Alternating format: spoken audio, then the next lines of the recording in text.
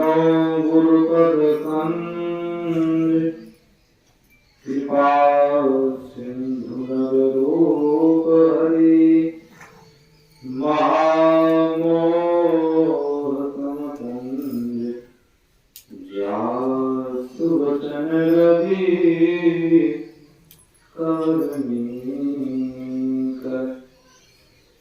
मंगल मूर्ति सद्गुरु मिलवे सर्वाधार मंगलमय मंगल करम बिनवो बारंबार। मेरा मुझमें कुछ नहीं, जो कुछ है प्रभु तो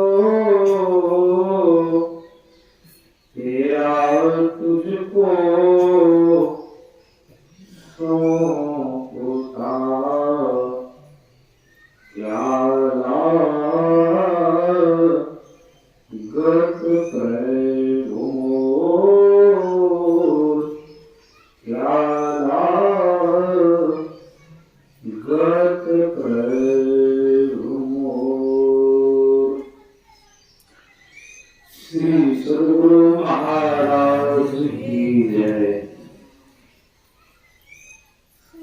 परमाराध्य ने आराध्य जी की श्री जगत जन्मों में कोटि शरण मंच पर मंचासीन पूज्यपादाचार्य स्वामी श्री पूर्ण चेतन जी महाराज की श्री जगत चरणों में कोटि शरण मंच पर मंचासीन आलोक जी महाराज के श्री जगत चरणों में कोटि शरण मंच पर मंचासीन विनय सागर जी महाराज समस्त गुरुजन सत्संग उपस्थित धर्म प्रेमी माताओं एवं बहनों सबों को मेरा नमन है। अभी हम लोग श्री रामचरितमानस से पाठ श्रवण किए।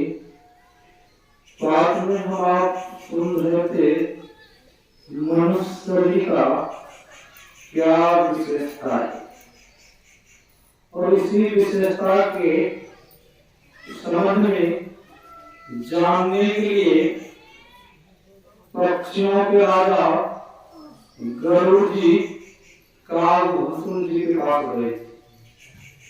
नर समान कब नहु देई, जीव चराचर जांचत दे। नर के स्वर्ग अपूर्व निशयी, ज्ञान विराग भगति सुख दे। गरुड़ जी महाराज कागभूषण जी से कहते, हे कागभूषण जी, इस मनुष्य का क्या विशेषता है जो कि सर्व ऋषि मुनि इस मनुष्य का गुणगान करते हैं। इस मनुष्य को दुर्लभ कहा गया है। स्त्री में क्या विशेषता है? देवता लोग भी चाहते हैं हमें मनुष्य का शरीर मिले। विशेषता क्या है?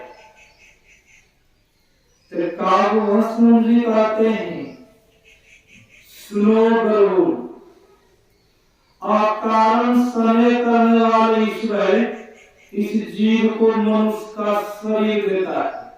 मतलब ईश्वर की जो कृपा होती है किनके ऊपर? जीव के ऊपर। उस जीव को मनुष्य का शरीर देता है। और जो कहीं संत समागम मिल गया, सत्संग मिल गया, पुनः दूसरी बार कृपा होगी, ईश्वर की कृपा हुई है, तब हम आप सत्संग आए। बिना कृपा के हम आप नहीं आ सकते। काव्य जी कहते सुनो गरुड़, मनुष्य शरीर बहुत दुर्लभ शरीर, बहुत कठिन से प्राप्त होता है। तो गरुड़ जी कहते हैं प्रभु इसमें विशेषता क्या है? तो गरुड़ का गौतम जी कहते हैं इस शरीर तो 3.5 हाथ का मानव का शरीर है। इस शरीर में विशेषता है। शिव संहिता जब पढ़ेंगे भगवान शिव ने कहा है पार्वती जी से, इस शरीर अति उत्तम शरीर है, इस शरीर मिल जाना परमात्मा को पा लेना। इस शरीर को हम आप क्या समझते हैं कि उत्तम शरीर है? गमा रहे हैं, फ्री में गवा रहे हैं, खाते हैं, सोते हैं, बस यही हम आप सभी को बर्बाद कर रहे हैं, गवा रहे हैं। इस हीरा को हम आप फ्री में ही दान में दे रहे हैं। संतों ने कहा है, उपनिषद का ऋषि ने कहा है 4 काम पशु भी करते हैं, 4 काम मनुष्य भी करते हैं। 4 काम क्या है? आहार, मनुष्य भी भोजन करते हैं और पशु भी भोजन करते हैं, मनुष्य भी सोते हैं और पशु भी सोते हैं। मनुष्य को भी भय है, डर है, और पशु को भी भय है, डर है। और मनुष्य भी संतान उत्पन्न करते हैं और पशु भी संतान उत्पन्न करते हैं। हम मनुष्य और पशु में फर्क क्या है? संतों ने कहा फर्क है जिन्होंने युक्ति जान करके परमात्मा के भजन में लग गया है, अपना जीवन को सार्थक बनाया। वही हम लोगों का भी आलोचना। भगवान शिव ने कहा हे देवी, ये शरीर शिवालय है, मंदिर है। इस शरीर में आप और हम विराजमान है सूक्ष्म रूप में, और भगवान विष्णु भी, माता लक्ष्मी भी इस शरीर में विराजमान है। जितने देवी देवताएं हैं, अपने देवी धर्म की देवी देवताएं हैं, सब इस शरीर में विराजमान है। जितने तीर्थ है, कितने तीर्थ है, हम लोग कहाँ तीर्थ में जाते हैं भ्रमण करने के लिए, सब तीर्थ भगवान श्री माता पार्वती से सब तीर्थ इस शरीर में विराजमान है। जितनी भाषाएं हैं, कितनी भाषाएं, उसे तो महापुरुष से मैं सुना हूं 14 भाषाएं मुक्त लिया गया, उनसे भी ज्यादा भाषाएं, सब भाषाएं, सब विद्याएं विराजमान है शरीर में। ये शरीर बहुत दुर्लभ शरीर है। भगवान शिव का अपने पार्वती समझा रहे हैं। तो यहाँ पर गरुड़ जी समझा का गरुड़ जी समझा रहे हैं। तो गरुड़ जी का विशेषता क्या है? प्रभु हमें और बताइए इस शरीर का विशेषता। तो काव्य सुनो गरुड़, इस शरीर में अंधकार भी है, इस शरीर में प्रकाश भी है, इस शरीर में शब्द भी है। तो गरुड़ जी का प्रभु जानेंगे कैसे शरीर में प्रकाश है, शब्द है, अंधकार भी है, पता कैसे चलेगा? तो काव्य जी कहते हैं सुनो गरुड़, आंख बंद करके देखो, क्या देखते हो? गरुड़ जी आंख को बंद कर दे, का प्रभु अंधकार देख रहा हूं। तो काव्य कहते हैं यही है नरक की सीढ़ी है। इस शरीर में 3 सीढ़ियां लगी, यही नरक की सीढ़ी है। जो साधक युक्ति जान करके और जब उस युक्ति मार्ग पर चलना प्रारंभ करते हैं, वह अपने अंदर में प्रकाश को पाते। वही है सुनो गरुड़, जो मानव जो साधक अपने अंदर में चलता है, प्रकाश को पाता है, वही है स्वर्ग की सीढ़ी। और प्रकाश में चलते चलते जो साधक शब्द को पा लिया है, शब्द पकड़ा गया है, वही है मुक्ति की सीढ़ी, गरुड़ जी का है। और विशेषता क्या है? गरुड़ जी पूछ रहे हैं, जी का सुनो। विशेषता ये है, ईश्वरी पा करके किसी को संत समागम मिल गया, सबसे बड़ा पुण्य वही है। संत समागम में जो बैठे हुए मुद मंगलमय संत समाजु, जो जग जंगम तीर्थ राजू। एक जंगम प्रयाग में है, वहां हम आप स्नान करने के लिए जाते हैं, वहां कहीं जब सामान लेकर जाएंगे, नहाने के लिए जाएंगे, जब उधर से आएंगे सामान की चोरी हो जाएगी। इधर तो गए हम खुद हो करके, उधर से सिर पटकते आएंगे कि संतों ने कहा है वहां पर इलाहाबाद में महिलाएं के लिए महिलाएं चोरी है, अब पुरुष के लिए पुरुष चोर है। नहाने बहुत श्रद्धालु नहाते, किसी की बाली खींच लेते हैं, किसी के देवदार तार लेते छीन लेते हैं नहाने के लिए। तो वही संतों ने कहा, उस शरीर उस प्रयाग में जंगल में नहाने से शरीर की शुद्धि होती है, शरीर की पवित्रता आती है। इस जंगल में नहाने से मन की शुद्धि होती है। इस जंगल में स्नान करने से मन शुद्ध हो जाता है। जिस तरह कोई तीर्थ भ्रमण किया, चारों धाम भ्रमण करके आया, उस सज्जन से पूछा जाए, महाराज आपको पहले खैनी, बीड़ी, सिगरेट, तंबाकू, हर्फी, जर्दा, मीट, मांस, अंडा, शराब खाते थे, पीते थे, क्या आपने शराब पीना छोड़ दिए हैं, सिगरेट पीना छोड़ दिए हैं?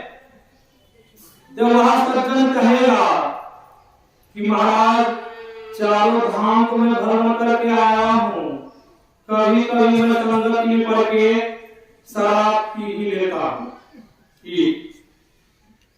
जो कोई सिगरेट बीड़ी पीते वो भी कहते हैं महाराज कभी कभी समय पा करके बीड़ी सिगरेट पी ही लेता हूँ। जो कोई मीट मांस खाते हैं, महाराज मैं तो खाने में नहीं चाहता हूँ, तो वो घर में बनाती है तो मैं थोड़ा बहुत खा ही लेता हूँ। क्या सज्जनों जरा विचार करें, क्या उनके ख्याल से हमने गए? क्या पुण्य हो रहा आपसे? पुण्य नहीं हुआ। गंगा जल पवित्र है, गंगा में स्नान करने से शरीर पवित्र हो जाता है। शरीर बीमारी लगी हुई है तो बीमारी ठीक हो सकता है गंगा नहाने से। मन में जो बीमारी है, रोग लगा हुआ है, मन के रोग के बारे में का गौतम जी पूछे हैं, गरुड़ जी पूछे का गौतम जी से मन का रोग क्या क्या है, 7 प्रश्न किए हैं, 7 प्रश्न पूछे हैं। उधर वो विषय उधर पाठ बोलने हुआ है,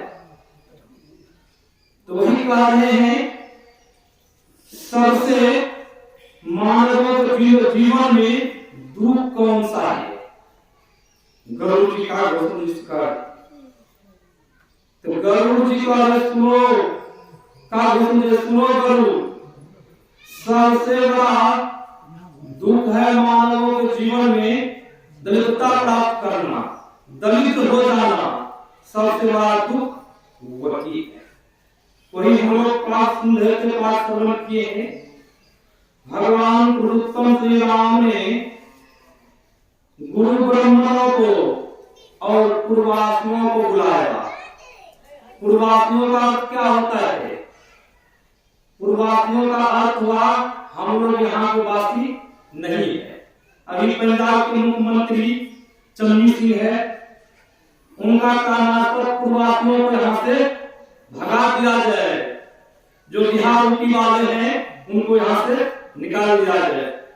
ये यहीं पर चल रहा है। तो पूर्ववासियों हम लोग यहाँ के वासी नहीं है, तब कहाँ के वासी है? बात कहाँ आ जाएगी? महाराज हम यही जा रहे हैं, वासी कहाँ के हैं? संतों ने कहा आप यहाँ के वासी नहीं, आप पृथ्वी का जन्म हुआ है, आप कहाँ के रहने वाले हैं? जीवो परम पिता निश्चिन्हो कहते संतन हितकारी गुणाची कार्य सबों संतों का विचार है, राय है, और संत कार्य है। हे जीवो आप यहाँ के रहने वाले नहीं है, उस परमात्मा के पुत्र है, संतान है, उस परमात्मा को चिन्हो, उनको पहचानो।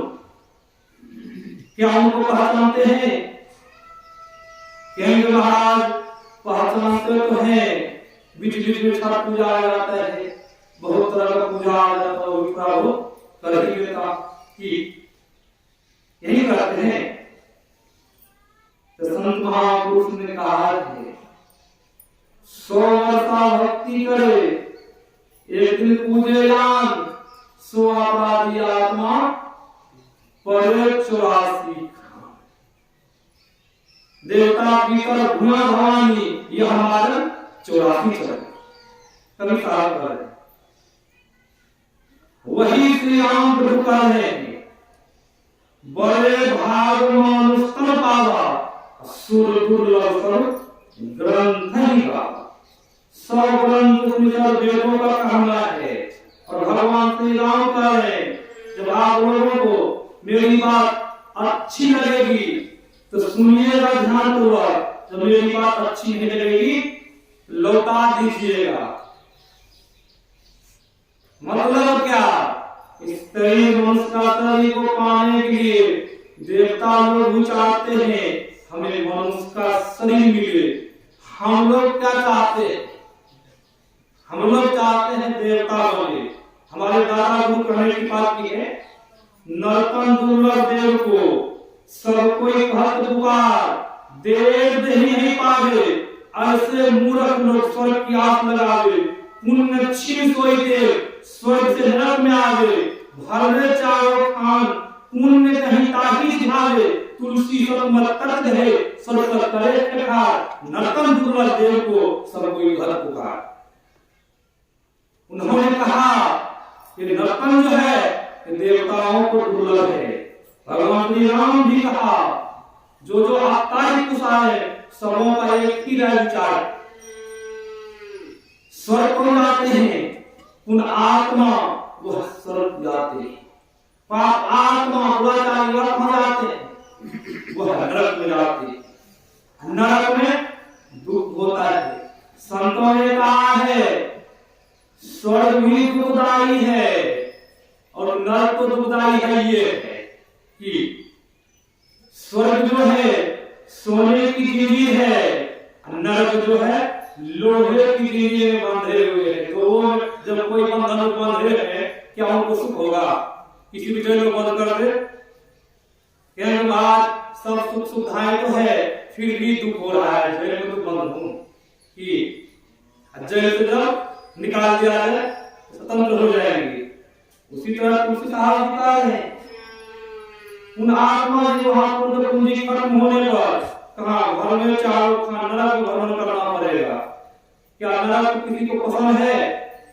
नरक के संबंध में जब गरुड़ पुराण को पढ़ेंगे तब जब हम मीट मांस मछली खाते हैं तो मीट मछली खाना छोड़ देंगे। गरुड़ पुराण बहुत तरह का विस्तार रूप से दिया गया है। उस गरुड़ पुराण में हम आज जो कर्म करते हो भी दिया हुआ है। उस गरुड़ पुराण में मुक्ति मार्ग भी है, मुक्ति का वर्णन है। उसी गरुड़ पुराण में नरक का भी वर्णन है। नरक के वर्णन को पढ़ के देखें, नरक के वर्णन में विस्तार रूप से दिया गया है। उसमें आया है जो पाप आत्मा जी है उनको लेने के लिए कौन जमदूत आते हैं और भगवान विष्णु से गरुड़ जी कहते हैं प्रभु उन आत्मा और पाप आत्मा कहाँ जाते हैं? तो ये बताने की कृपा करें। तब विष्णु भगवान कहते हैं, सुनो गरुड़, तुम मेरे भक्त हो। जब गरुड़ के तुम मेरे भक्त हो, जब नरक के बारे में तुम सुनोगे तो तुम कांप उठोगे, तुम डर जाओगे। तो गरुड़ जी का नरक में कौन सा है, क्या चीजें हैं कि मैं सुनूंगा तो डर जाऊंगा। तो भगवान विष्णु कहते हैं, जो पाप आत्मा है उनको जब जमदूत नरक में लेकर चलता है, जाता है, नरक मार्ग में कोई छायादार वृक्ष नहीं है। नरक मार्ग में कोई छायादार वृक्ष नहीं है। नरक के मार्ग में जल की व्यवस्था नहीं है, खाने पीने की व्यवस्था नहीं है। उस नरक के मार्ग में यहाँ एक सूर्य की उदय होती है तो कितनी गर्मी लगती है, हम आप एक ही पंखा लगा लेते हैं। उस नरक पुराण में आया है कि 12 सूर्य के उदय होती है, बहुत तेज गर्मी पड़ती है। उस गर्मी के निकट से, सूर्य के निकट से उस पापी जीव को घसीटते लेके जाता है। पापी जीव चिल्लाता है, रोता है। वह पापी जीव कहता है, जमदूत मुझे छोड़ दो। क्या जमदूत छोड़ देंगे? जमदूत नहीं छोड़ता है, उससे नहीं होता है। बर्फीली हवा से हवा चलती है, उस हवा के निकट से लेकर जाते हैं। वह पापी जीव बहुत रोता है, चिल्लाता है, पुकारता है। वहां कौन जाएंगे बचाने के लिए? कोई जाएंगे? सगे संबंधी। उससे भी नहीं होता है, पहाड़ से टकराता है उस पापी जीव को, बहुत तरह के कष्ट देता है। पापी जीव रोता है, काला सर्प से दंश करवाता है। जब उनसे भी नहीं होता है, इतना दंड देते उनसे भी होता है। एक छोटा बदला, एक छोटा कुंड है, वह कुंड पेशाब, पैखाना, रक्त से भरा हुआ है। उस पापी जीव को उस कुंड में गिरा देता है। जब उस कुंड में गिरता है, पापी जीव को बहुत जोरों की भूख लगी रहती है, प्यास लगी रहती है। तो पापी जीव वहां क्या खाएगा? वहां हलवा पूरी, रसगुल्ला, बर्फी, वहां कुछ नहीं मिलेगी। तो वह खाता क्या है? वही रक्त का पान करता है, पेशाब का खाना खाता है। और पापी जीव पुकारता है किनको? सगे संबंधी, दोस्त, मित्र को। वहां कौन जाएगा बचाने के लिए? कोई जाएंगे? वहां को बचाने के लिए नहीं जा सकते। वहां जो सजा मिल गई तो मिल गई।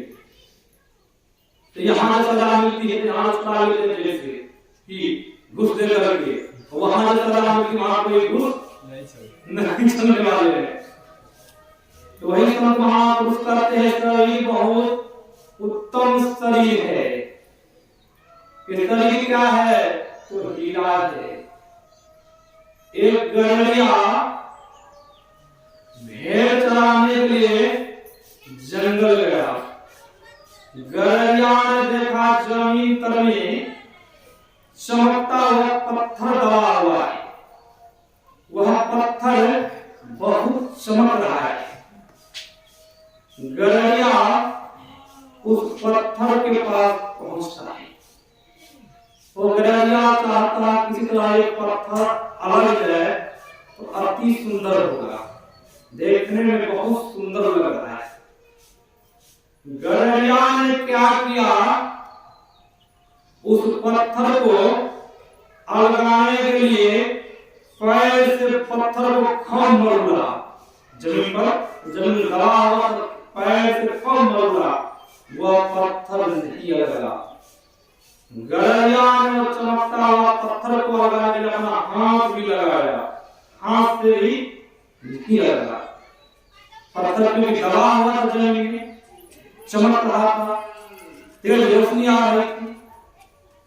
गड़रिया सोचा पत्थर को बहुत ही सुंदर है, किसी तरह मेरे पास आ जाए। उसने क्या किया? पैकेट में हाथ देता है, पैकेट में चाकू निकाल करके उस गड़ा हुआ पत्थर को लगाता है। पत्थर बहुत चमक रहा था। गड़रिया मन ही मन खुश हो रहा था। बहुत सुंदर पत्थर है। उस पत्थर में छेद भी था। गरैया मन ही मन सोचता है पत्थर कहीं भेड़ के गला बांध देंगे, बहुत अति सुंदर होगा। गरैया ने क्या किया, उस पत्थर में धागा फंसाया। धागा फंसा करके जो भेड़ सबसे आगे आगे चल रहा था, उस भेड़ के गला में चमकता हुआ पत्थर को बांध। उसी सड़क से एक जहुरी गुजर रहा था। जहुरी की दृष्टि पड़ जाती उस पत्थर पर। जहुरी मन ही मन सोचता है कि गरैया महामूर्ख महापागल है, इनको पता ही नहीं है कि भेड़ बकरी चरा रहा है, इनको पता नहीं है क्या है। फिर तो मार हो जाएगा, इनका भेड़ चराना छूट जाएगा, इनको जब पता हो जाए। गरैया को बताना है। जहुरी के मन में लोभ आ गया। गरैया कहीं बता दिए तो बेच करके घर मकान बना लेगा। गरैया जहुरी वह मन ही मन सोचता है, गरैया को बताना नहीं। जहुरी गरैया के पास पहुंचता है। उस गरैया से कहता है, गरैया तुमने जो चमकता हुआ पत्थर भेड़ के गला में बांधा है, वह पत्थर मुझे दे दो। गरैया कहता है, ले जा पीढ़ी में। ऐसा क्यों कहा ले जा पीढ़ी में? उनका मूल नहीं जान रहा था, उसने फ्री में मिला उनको, तो सामने लगा। कोई काम जो फ्री होता है उस काम का महत्व नहीं देता है आदमी। कोई विद्याएं जो फ्री प्राप्त करते हैं किसी गुरु जी से, उस विद्या में कोई वैल्यू नहीं होता है। उसी तरह गरैया ने भी फ्री हीरा पाया, उस हीरा को महत्व उसने नहीं समझा और कहा ले जा फ्री में। जहुरी कहता है, मैं फ्री में नहीं ले जाऊंगा, इसके बाद तुम्हें कुछ लेना पड़ेगा। तो जहुरी का गरैया कहता है, जो तुझे देना है दे दो। जहुरी ने क्या किया, 5 रुपया का सिक्का निकाला, गरैया के हाथ में दे दिया और गरैया से कहता है, वो चमकता हुआ पत्थर मुझे खुल गया भेड़ के गला से। गरैया ही मन खुश हो रहा है, मैं तो कुछ किया ने 5 रुपया का सिक्का मेरे पास आ गया। मन ही मन खुश हो रहा और उधर जहुरी भी खुश हो रहा है। मूल्यवान वस्तु को मैंने पाया 5 रुपया में, कोई कष्ट नहीं उठाना पड़ा, कोई फिर नहीं हुआ, फ्री में मैंने पा लिया। जहुरी जाता है भेड़ के गला से वह चमकता हुआ हीरा खोल करके जहुरी को दे देता है। जहुरी मन ही मन प्रसन्न हो रहा है, खुश हो रहा है। जहुरी मन में सोचता है, इस हीरा को घर पर लेकर देखे, सुंदर तो बहुत है। जहुरी उस हीरा को तरहत पर लेकर के तक से देखता है। होता क्या है, हीरा हाथ से गिर जाता है जमीन पर। हीरा का 100 टुकड़ा हो गया और हीरा के अंदर से आवाज आ रही है, अरे जहुरी, मुझे गरैया ने पैर से मारा, मुझे कोई दुख नहीं हुआ। गरैया ने मुझे चाकू से लगाया, मुझे कोई दुख नहीं हुआ। गरैया ने मुझे भेड़ के गला में बांध दिया, मुझे कोई दुख नहीं हुआ।